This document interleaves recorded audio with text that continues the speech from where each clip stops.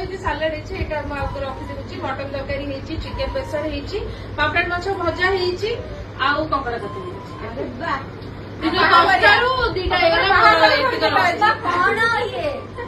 ଆରେ ତୋର ଚିକେନ ପସନ୍ଦ, ତାର ମଟନ ପସନ୍ଦ, ସେ ମାଛ ଆଉ ଟିକେ ଭାତ ବି ଭଲ ଲାଗୁଛି ଖାଇକୁ ତତେ?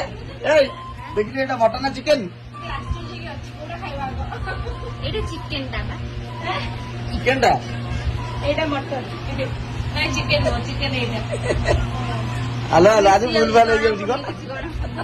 ଏତେ ସାରା ଖାଇବା ଦେଖିକି ପୁରା କନଫ୍ୟୁଜ ହେଇଯାଉଛି କୋଉଟା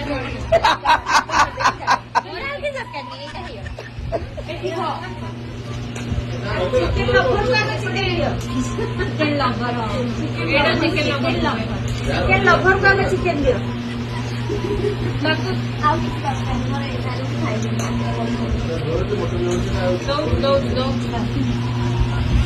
ଭାତ ମାଛ ଆଉ ଏଇଟା କଣ ରେ ମନେ ପଡୁନି ଆଉ ନାଟା?